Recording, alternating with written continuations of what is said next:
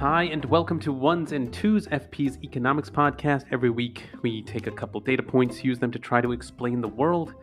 I'm Cameron Abadi, FP's deputy editor, with you in Berlin, Germany. Joining me in Berlin, though not in the same precise location, is FP's economics columnist and Columbia University professor, Adam Tooze. Hi, Adam. Hi, Cam. So, 2 segments for you all today. The second one will be on the economics of Bangladesh, which has experienced a fair amount of turbulence recently, change of government. We'll dive into that country's economy. But first, I wanted to give a quick reminder that we have 2 live shows coming up next month. The first is in Washington, D.C. on September 17th at the 6th and I venue. Regular tickets are available, but also VIP tickets and virtual tickets are also available. They are all at the 6thandI.org website. And then 1 week later, on September 25th, we are coming to New York. We will be at Caveat on the Lower East Side. Tickets for both of those shows are in our show notes. Of course, we hope to see you there. Should be fun. So our first data point is 20%.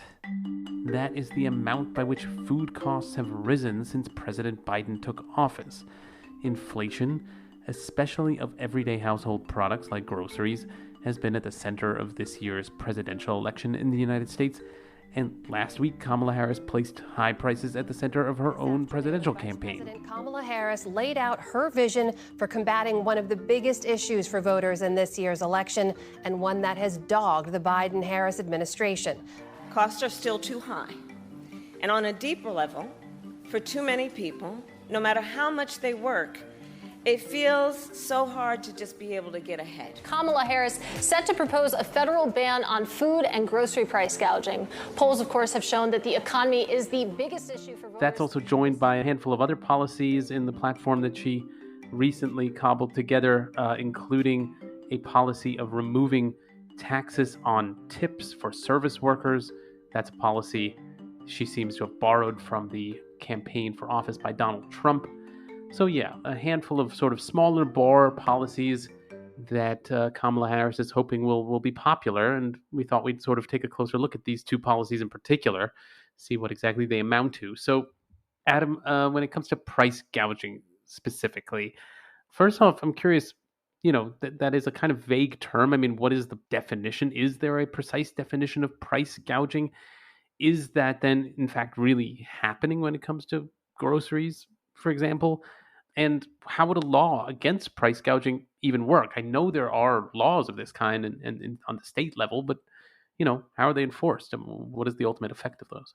Well, I think for the sake of clarity, it's important to insist that there is in fact a legal definition on the statute books of 42 American states of gouging.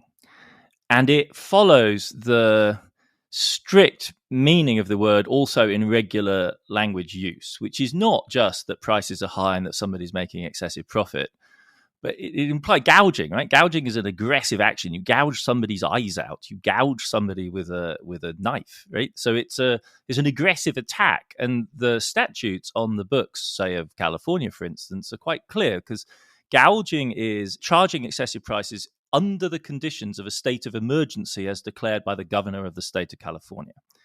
Right? So if a business under a state of emergency were to charge an upcharge of 10% or more in their prices, then this would constitute gouging under the state of California statute. And these things have been found to be constitutional by the Supreme Court. So that's what gouging really is about.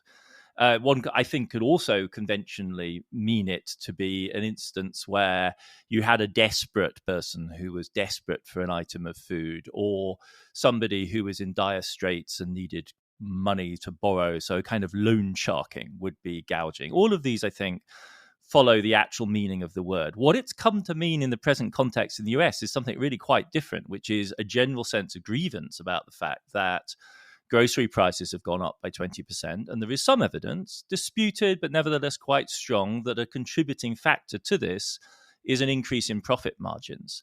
And that's then sometimes been labeled an inflammatory thing like greedflation, for instance. And I think that then extends the obvious, I think, moral and ethical meaning of taking advantage in a cynical way of somebody's particular disadvantage or exploiting a state of national emergency to charge extra profit to a generalized discourse about excess profit taking. If you sort of dig into the Harris campaign and what they mean by it, like, they're not very precise at this point, and they've been taking a lot of heat from the Republicans on this because though American consumers don't like the fact that grocery prices have risen by 20%, the Republicans at least figure that their base will not like any talk of government regulation of prices, and this sounds like communism. And so what Harris herself has actually said is many of the big food companies are seeing their highest profits in 2 decades, and while many grocery chains pass along these savings, others still aren't. Look, I know most businesses are creating jobs, contributing to our economy and playing by the rules, but some are not, and that's just not right, and we need to take action when that's the case. Which sounds a little bit more like the conventional interpretation. And when an ally of Harris, like Gina Raimondo, the Commerce Secretary, talks about this on American TV, she says, this isn't price fixing, that's a distortion, that's a Republican talking point. What she means is not broad price controls. She's saying, let's go after companies in a narrow way if there's evidence, and so on and so forth. So in fact, what you're seeing is the Democrats walking this back under pressure, because to extend this to a generalized system of investigations into grocery prices might be interesting from an academic economic point of view, but it's very unclear and very hard to see how that would translate into a real policy. And to the extent that it's basically just a federal version of the emergency powers, they have very little actual grip because none of the states in the US really has the means to conduct investigations. It's telling, I think, that Sonoma County has gone after this quite hard, where they have a lot of wildfires, and they're actually trying to establish a law enforcement mechanism that would make this work in the case of emergencies. But as a general provision of price control, it seems to me this does probably fall into the category of a talking point, which works quite well with a certain audience. But when you dig into it, it's hard to see how it would really work as a policy program, especially if you thought of it as an answer to general inflation, because that is really not something you're going to be able to get at by investigations of individual supermarkets or whatever, because that's a general phenomenon that affects literally millions of prices throughout the economy, even when it's relatively sectorally limited as it's been. So it's an effort, I think, to craft a political answer to a feeling of stress. The social cost of living crisis in the US for stressed families is real, but it's the employment of a term which has a specific and very polemical meaning to address that in a way which it's hard to see how it could be translated into actual policy. Okay, I see. So this sort of, cuts both ways in the sense that these laws on the state level aren't terribly effective in the sense of sort of lowering prices, etc. But they also don't produce shortages. I mean, we don't, in the economic argument that these kinds of laws would lead to distortions in the market and would kind of ultimately lead to shortages in markets and on the shelves. I mean, that doesn't happen. Oh, and that we're so far away from that. That's like, that is the Republican boogeyman, in which somehow Democratic administration has introduced like wartime price controls throughout the United States to address a grocery price bill increase of 20%. That's clearly not happening. If it did happen, you would expect to get various types of queuing. Of course, that's one of two ways in which markets clear, right? They either clear by price increases and the cuts in demand and increases in supply, or they clear by queuing. It's almost a logical necessity. And you certainly wouldn't want to induce that, because as much as people dislike price increases, we think at least, like even less when they simply can't gain access to something, which is one of the ways in which markets will react if you limit price movement. Yeah, it is hard to imagine Kamala Harris establishing new price control boards or something, but she's insistent that that's not what she means. I do want to turn to this other policy that was at the center of her platform that she unveiled, and that's the idea of making tips tax-free. And first of all, this got me wondering about the history of tipping. I mean, this is a very widespread practice in the United States in ways that people outside the US may be a bit shocked by if they travel to the US, because it seems like a kind of, I don't know, some kind of vestigial practice, almost some kind of like feudal practice, but perhaps that has become modern in its own way. So I guess I'm just curious how that became established, if you know, and is there any even other country that tips quite like the United States does? It's a really fascinating history. The etymology itself is kind of great. The English word tip comes from English criminal slang that was quite common around 1700 and begins to appear in plays around then. The synonym of gratuity obviously has a French Latin root, and it appears earlier than tipping. And that suggests graciousness, freedom. It's like gratuitous or literally graciousness. To actually get at the kind of meaning, you have to go to other languages like German, where the German phrase for a tip is Trinkgeld, which means drinking money, right? So it's money you pay to somebody that serves you in a bar, or pourboire in French. So that's, as it were, I think gives us a much clearer idea of where this practice originated, which was, happy customers tipping people in restaurants and bars, inns and pubs. Restaurants are an invention of the late 18th and early 19th century. Practice, we think, appeared in Tudor England. It was quite common for gentlemanly and gentle ladies who were visiting their friends to leave tips for the servants of the people that were hosting them, who had to do a lot of extra work accommodating the arrivals. You can kind of imagine the Downton Abbey kind of scene, one of those costume dramas where a carriage shows up and all of a sudden there's a whole host of new gentlefolk that need looking after, and so the servants in the stately home where they arrive need taking care of and compensating. This was the manner of aristocratic tipping that was then picked up by American visitors to Europe in the 19th century, which is how the practice begins to translate to the US in the 1850s and 1860s.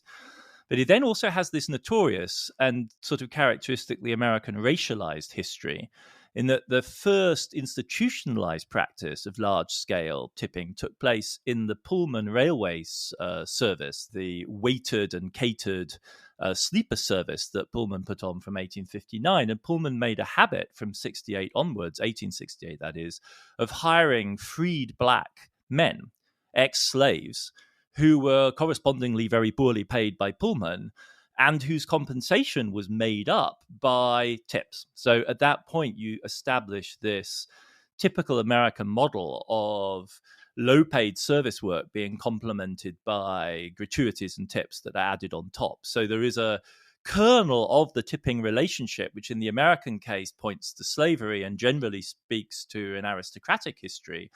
And then there's extra layers which have to do with the weird effect of tipping, which after all, you can think of it as the customer compensating the server for service. But you can also think of it as the customer bribing the server to provide extra service at the expense either of other customers or of the business that the server is working for.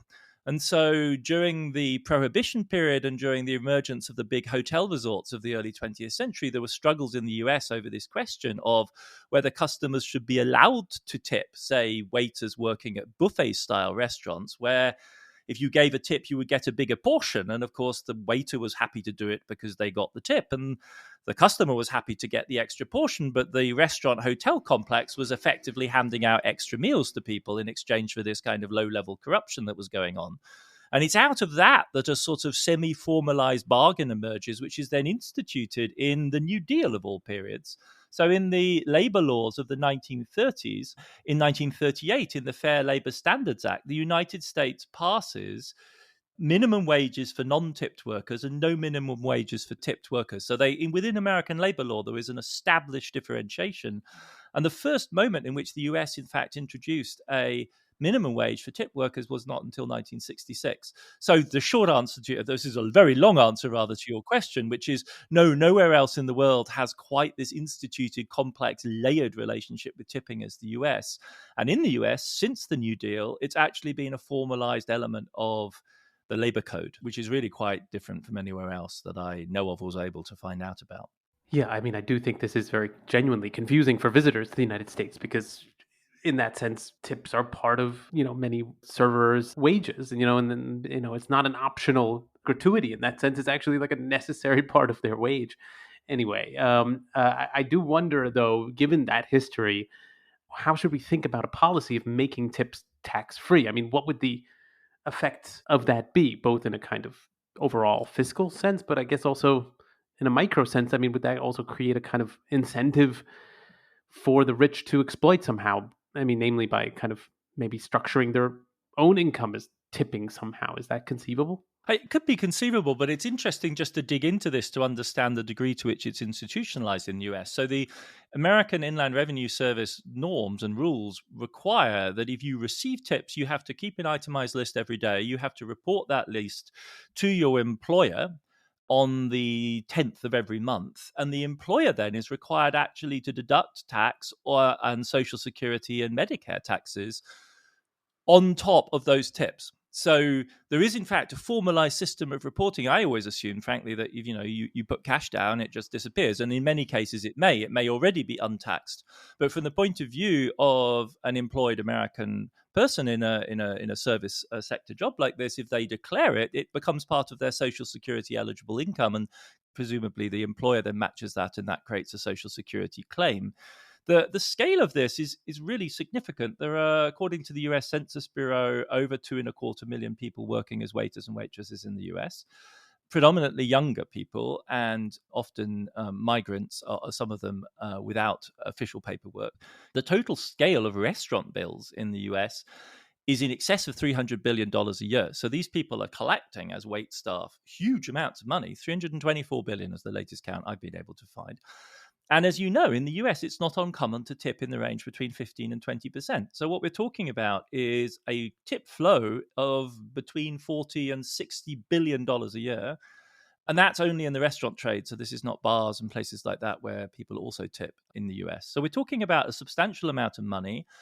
Not all of this is tax eligible because the majority of workers in these sorts of positions do not pay much or any income tax, but tens of billions are paid in tax. And so the estimates are that if this was lifted, and Harris and Trump are in various ways both promising to, it would cost the American fiscal apparatus somewhere in the order of 150 billion to 250 billion over 10 years. So we're talking 15 to 25 billion a year, which figures, right? If there's an income flow of 60 billion, and that will be the kind of tax rate that would not be surprising.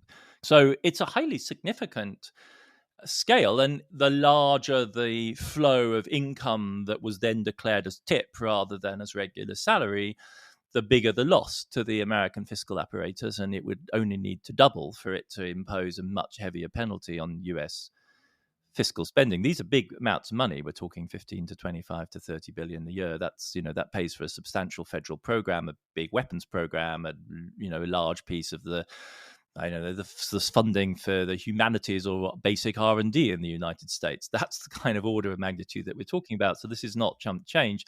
Whether or not anyone in the United States who is in a position, earning a substantial salary would want to take much of it in the form of a gratuity, I find that doubtful and surprising. The bigger question, I think, from an equity point of view is what on earth does it mean to say that that somebody working in a restaurant should not pay tax on a substantial part of their income, whereas somebody who might be doing a similarly paid job in a warehouse would pay tax in full. So it's a strange proposal that reflects everyday reality of American life that would affect millions of people on a very substantial scale, but with very unpredictable and weird distributional consequences, I think. Yeah. Perhaps those consequences may not entirely be thought through by the Kamala Harris campaign. But yeah, I suppose if we were to conclude by taking a step back, obviously the United States is a country with all sorts of economic problems, as many countries have, and maybe especially the United States.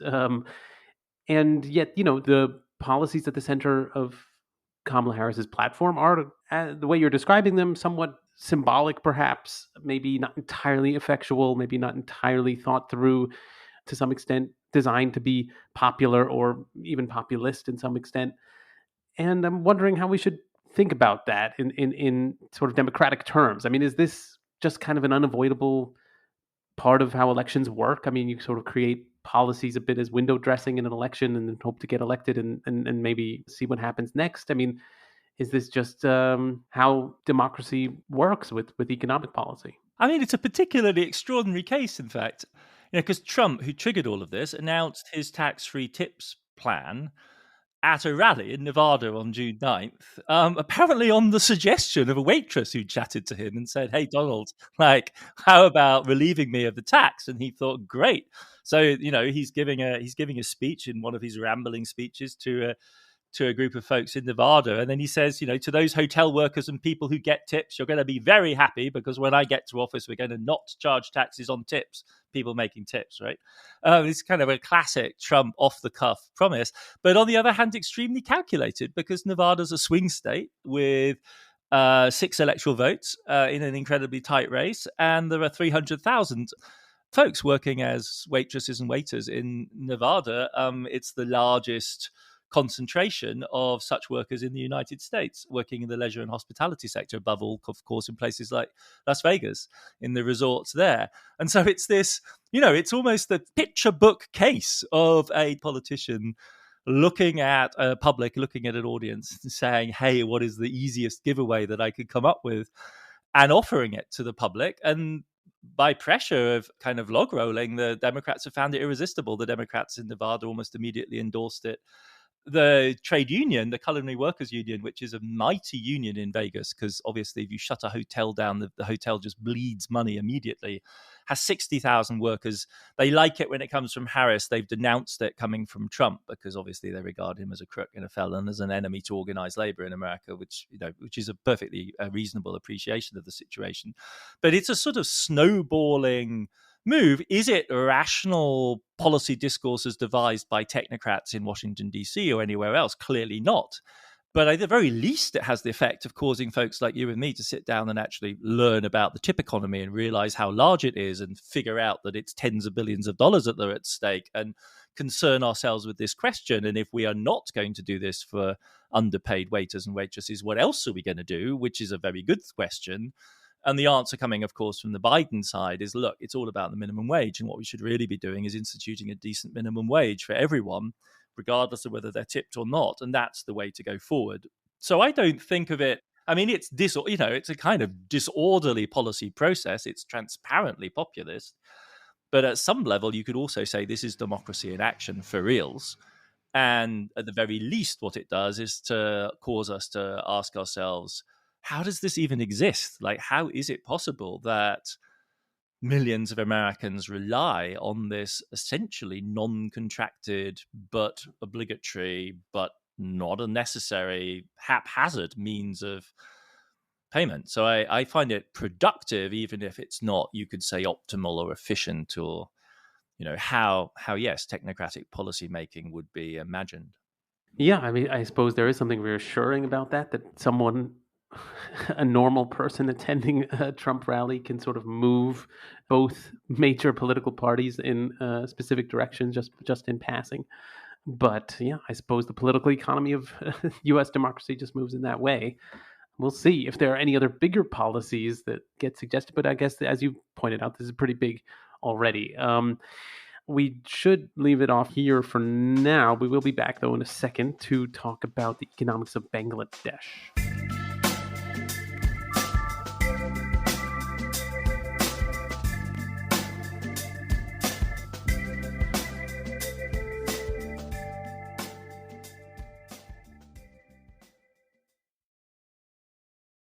Hi, welcome back.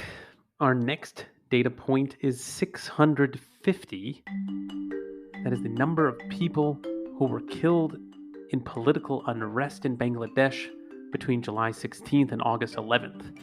The majority of those deaths came before August 5th, which is when the government of Sheikh Hasina was deposed as a result of ongoing protests.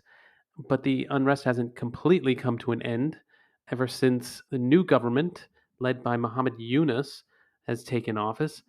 We thought we'd dive into the recent history of Bangladesh and what exactly all this unrest means. So, Adam, Bangladesh has been described as having its own development model in comparison with other countries that developed in the 20th century. I'm curious whether that is accurate. Has its recent economic development followed the path of other countries, or does it really stand apart in its own way? Well, when you approach the history of Bangladesh, I find, I'm a rank amateur in this field, obviously, but it's a daunting and dramatic story for sure. Whether it's a unique development path or not. The country was formed. It's a fissile product of the collapse of the British Empire in India, beginning in the 40s with the separation of Pakistan and India, and then in 1971 with the separation of the two parts of Pakistan, East and West Pakistan. So Pakistan as we know it today is West Pakistan, and Bangladesh then was East Pakistan. And in 71, after a bloody struggle against the military authorities, Pakistan gains independence. Low side estimates, hundreds of thousands of people killed. High side estimates, 2 million people that are killed. It's one of the bloodiest and most brutal episodes in US Cold War diplomacy. Some of the most notorious telegrams involving Kissinger, for instance, come from this period. It was a country then of about 70 million people in the direst poverty, arguably one of the poorest parts of the world at the time. This is the period where on the other side of the border, Calcutta is where Mother Teresa is operating. So India and Bangladesh at that point are not India and Bangladesh as they are today. So Bangladesh has surged from being one of the poorest places in the world in the early 1970s to reaching lower middle income status, to jumping up all of the category lists of the UN. Its income per capita is now higher than that of India, its mighty neighbor. And all of this has happened despite the fact its population has grown from 68 million in 1971 to 170 million today, which makes it the 8th largest country in the world, which is why this story, apart from its internal, inherent interest, really should matter on a global scale. So it's an extraordinary story of growth from an incredibly low base, which you can tell from the fact that it's still poor, very poor by global standards, but grew at 7% per annum for the recent decades, almost as fast as China. It's one of the global players in the garment export industry at the bottom of the chain of production. But it's Bangladeshi garment factories which supply much of the cheap fashion that we can buy in stores like Zara or Uniqlo or whatever in the West. But what's really striking about the Bangladeshi story is that this growth has happened and poverty has fallen even more rapidly. So the reason why Bangladesh is celebrated in part is the drama and frankly the horror and difficulty of the 1970s, where hundreds of thousands are being killed, people are being killed in extraordinarily brutal civil war and repression. The fact that it grew from that to exceed in India's level, but also that poverty has fallen as rapidly as it has. So this is pro-poor growth. In 2000, 49% of Bangladesh's population counted as below Bangladesh's own national poverty line. In the present moment, it's less than 20%. And so this is a model of pro-poor growth. And what has made that possible? The answer that's generally made is that it's a story of successful small-scale innovation, of low-cost solutions such as microfinance, of programs targeted above all at women, and of massive social mobilization. So this is a story of, and it's celebrated in part as a story of a non-authoritarian route to rapid growth, because a key element in the Bangladeshi story, whichever point of view you take, I think, is the mobilization of NGOs, so civil society organizations coming out of the revolutionary period of the 70s and the foundational moment and the struggles then for democracy, which go on for decades. Bangladesh has become a hub of social innovation, a kind of a massive zone of experimentation.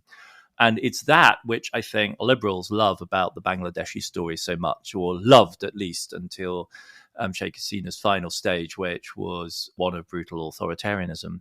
But in this sense, the Bangladeshi story is relevant not just because it's the story of 170 million people now, but also because it represents a growth model which is not that of authoritarian China.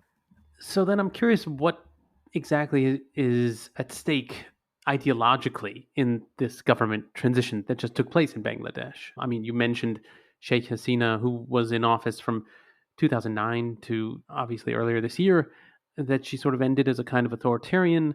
But was she then also responsible for this social experimentation that you were just talking about earlier?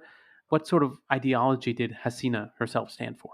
She's an extraordinary figure. I mean, it's worth noting, like a woman leader, and in fact, her main rival was also a woman leader in a predominantly Muslim society. She's born into Bangladesh's leading dynasty. Her father was Sheikh Mujibur Rahman, who led Bangladesh's independence struggle against Pakistan.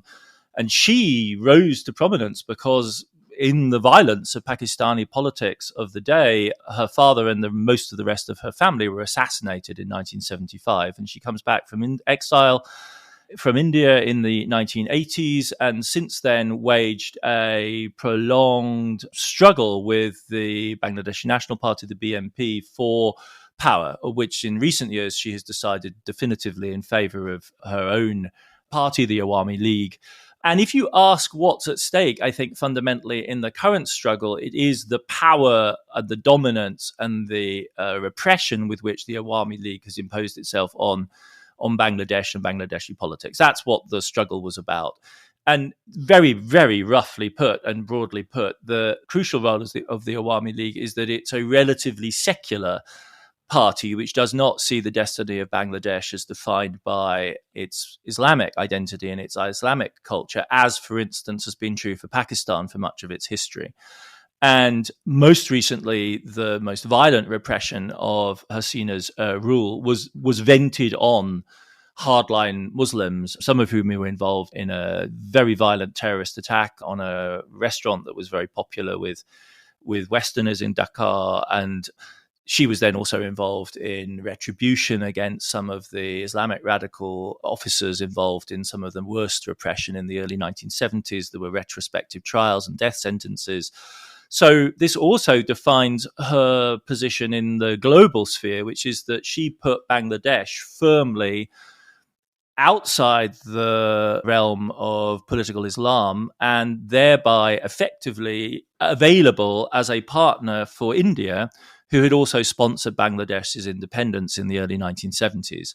And though the BJP, of course, has taken India down a distinctly non-secular route, the fact that she was neutralizing, if you like, the Islamic identity of Bangladesh has been a key factor in making her a pivot in the Indian Ocean region. She also, however, stood for a politics of balance with China. And if you're playing with China and India at the same time, China and India, of course, are great rivals in the Himalayas and actually have a kind of ongoing border dispute. The willingness of the Bangladeshi government to balance between the two gave them a degree of autonomy, but also puts Bangladesh now in a I think, in very open terrain. It's quite unclear what will chart its destiny. Relations with India have been fundamental to Bangladesh's identity in recent decades and are closely identified with the Awami League. And there is big anxiety now, I think, about how a post-Hasina Bangladesh might go. Relations with Europe are crucial for trade policy, but relations with China are also fundamental for investment and the development of Bangladesh's business and industrial sector, which heavily depends effectively as acting as a sort of offshored Chinese garment sector. And so all of those things were what her government really stood for. And its fall was triggered ultimately, however, by its ruthless repression of domestic dissent. Yeah, that fall has led now to a new government, which has the distinction of being led by an economist. Muhammad Yunus is someone who trained as an economist and was an economics professor, but mostly is known for having won the Nobel Peace Prize for his work as a banker, specifically in his work in developing microfinance in Bangladesh, basically small-scale loans to individuals as a model of development. I'm curious, what do economists make of Yunus's career as a banker? I mean, and if we were to think of him as now as a political leader, what could we imagine his ideology would be as a national leader? Yeah, he's a really fascinating figure of recent Bangladeshi history. He was outside Bangladesh in the period of the extraordinary violence of independence in the early 70s, getting graduate training at Vanderbilt. He taught for a while in the United States in economics and then returned to Bangladesh in the early 70s after independence. And joining Chittagong University as the head of the economics department, he was in the midst of a famine in Bangladesh in 1974. That's the kind of condition that India and Bangladesh were in. Those of a certain generation will remember this image of the subcontinent as a place of starving skeletal figures. Bengal has long been a site of famine, notoriously under the British Empire during World War II, and that's what modern Bangladesh is made out of. And witnessing this in the 1970s, he was desperate to find some kind of answer to the problems of poverty. And as he said at the time, I looked to my economics and found nothing that would help. And then in this extraordinary sort of apocryphal founding story of the microcredit, microfinance movement, he describes encountering a woman who was making extraordinarily beautiful furniture from wicker and looking around at the surroundings that she was in, which were those of extreme poverty, and asking himself, how can somebody, a woman with such skills, nevertheless be unable to escape the poverty that we're in? And what he discovered was that fundamentally this was due to the debt relationships that she was caught up in which she had to borrow money from a loan shark at extraordinarily exorbitant interest rates to buy the raw materials for the produce that she made. And she was then forced by the loan shark into selling these to his cronies and wholesalers, which never allowed her to actually get ahead. And deciding to make an immediate intervention and overcoming the difficulties of a strange man talking to a Muslim woman in a society like Bangladesh at the time, he persevered and found a way of providing this budding, what he recognized as a budding entrepreneur, with $5 in a loan, which changed her life and set Yunus on this path towards founding what became the largest. It's known as the Grameen Bank. It was incorporated in the 1980s and became a founding institution of collective credit provision for the most poor and above all for women. So all the way down to the present day, with a track record now of having lent close to perhaps $40 billion to maybe 10 million borrowers. The numbers are a little imprecise, depends what source you look at, depends what region you're looking at. But we're talking about a very large scale credit operation for extremely poor people. His model was essentially to find ways through informed local dense networks that build trust of providing local business people with the credit that they needed. To talk of them as business people is already to impose Western and anachronistic categories, but folks that were engaged in craft production and peasants that were engaged in small scale but market orientated production with credit that would allow them to escape the cycle of poverty, empower them therefore also. And it's tied up at the time with the development of local government institutions in Bangladesh. So it was never unpolitical. It was always about empowerment. It was part of a project of trying to build a new Bangladesh out of a situation of extreme poverty. And by the early 2000s, it was indeed a global sensation because it has about it, after all, the flavor of a neoliberalism, because it basically says what we need to do here is give these people access to one of the foundations of a functioning market, which is credit. To do that with very poor people, you can't rely on standard mechanisms of credit control and credit rating. So what you're going to have to build is a network. But in the end, what you're going to do is treat them like empowered economic actors who can be provided with credit and can be expected to pay it back. And so it was absolutely in the sweet spot of economic discourse. I remember countless arguments and debates about it because for these same reasons, of course, it became very controversial. It was widely criticized as the spreading of market models to communities and societies that had either developed alternative forms of economics, which might even be preferable, or were by means of these kind of credits being sucked into relations of dependence, which in some cases even provoked bouts of suicide and agony and anguish amongst those who were locked into a new set of credit provisions. What's interesting looking back at this from, say, 10 years, looking back for today's episode and rereading some of the literature, is how superheated it all seems and how cool the discussion has become since the 2010s. And I think that's in part to do with the fact that Yunus found himself very much on the wrong side of a political divide with Hasina. He made the mistake at one point after a military coup of founding his own political party and offering himself shortly after his Nobel Prize as a potential leader. Hasina did not like this. She came out hard against microfinance in the 2010s. So this was no longer easily assimilated into the national Bangladeshi collective story of success. She preferred other mechanisms. Microfinance spread much more widely in Bangladesh beyond his particular foundation, and he was not proprietary about it.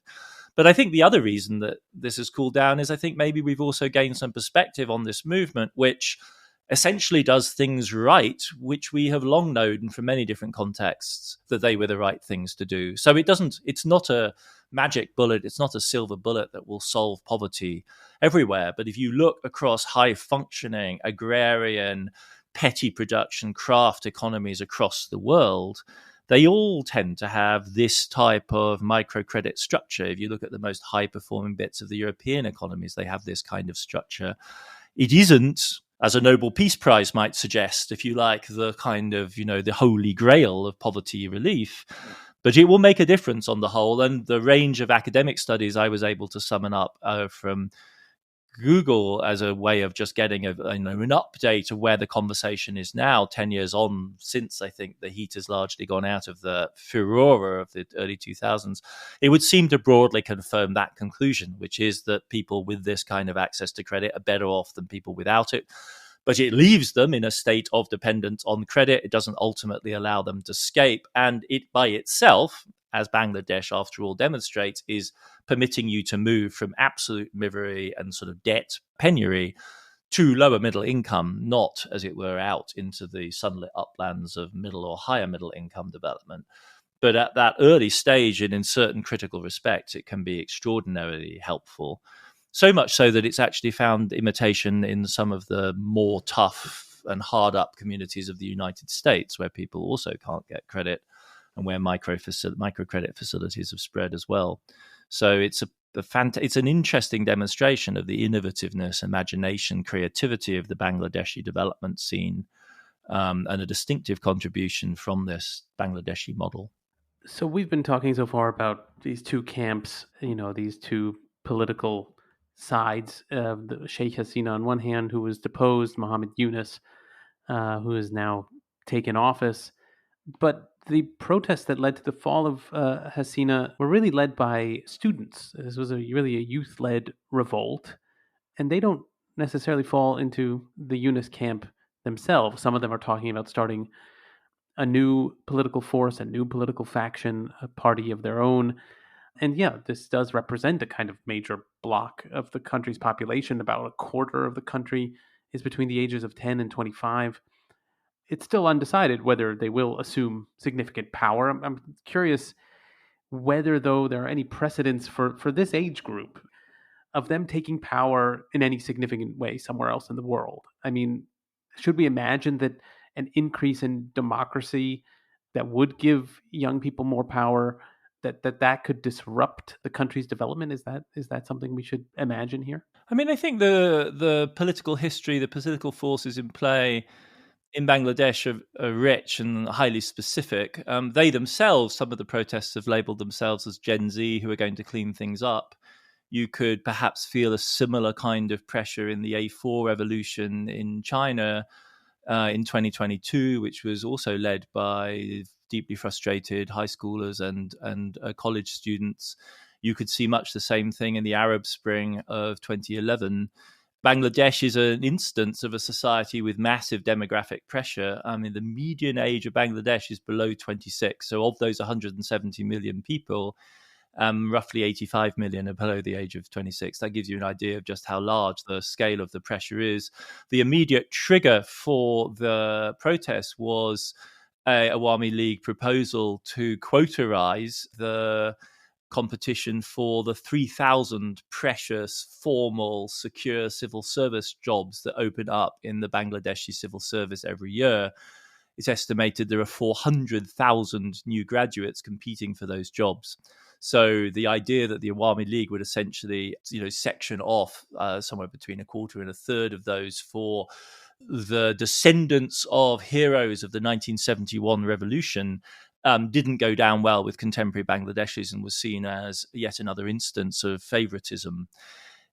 I think one could imagine pressures like this building, but one has to, I think, also recognize the specific configuration of forces which generated this. So the repression that has built up over a long period of time, the extraordinary demographic pressure in this place, also recently economic difficulties. Despite the overall success story of Bangladesh right now, it's struggling with inflation running at 10%. It's slid into dependence on a IMF program. You could say maybe this is similar in many ways to what's happened in Kenya in recent months as well. It's been interesting actually to do, rather than diverting from the Bangladeshi story, it would be interesting to do an episode that looked at youth protests in this current moment. We've seen something similar in Nigeria with the protests there as well against excessive police violence. So there is definitely in all of these societies with large young populations under economic stress the potential for this kind of explosion. I think in Bangladesh, the particular circumstances are extremely sensitive, to go to your point about the likely fallout of this for the Bangladeshi growth model, because it's such an export-orientated economy and it's such a one-sector economy. 85% of Bangladesh's exports, which are booming, are in the garment sector. And the garment sector is one of the sectors with the most sensitive and rapidly moving supply chains. And literally on the news of the turmoil in Bangladesh, many large Western retail, clothes retailers have cancelled orders and shifted them to places like Cambodia instead of Bangladesh. So there is a urgent push on the part of the new authorities there to quote unquote restore order, get the factories going again, make up for the lost shifts. The problem is that many of the garment industrialists, as you would expect, over recent years have been essentially in league with Hasina's faction, and senior business people were seen trying to escape the country in disguise because their corrupt relationships with the fallen government are so notorious. So there is a substantial rearrangement that needs to go on here that does perhaps potentially put the export economy in the short run in peril. But you'd have to look far and wide for an economic analysis that said that continuation of Hasina's brutal authoritarian regime would be good for the Bangladeshi growth model. Stability, perhaps, and as an international partner, perhaps the Indians and the Chinese were happy to work with her, but there isn't a lot of economic analysis that says anything other, in fact, than the opposite, which is that what Bangladesh needs is a return to the pluralism of the 2000s. The 2008 election in particular was generally seen to have been free and fair, and that's really seen as the heyday of Bangladeshi growth.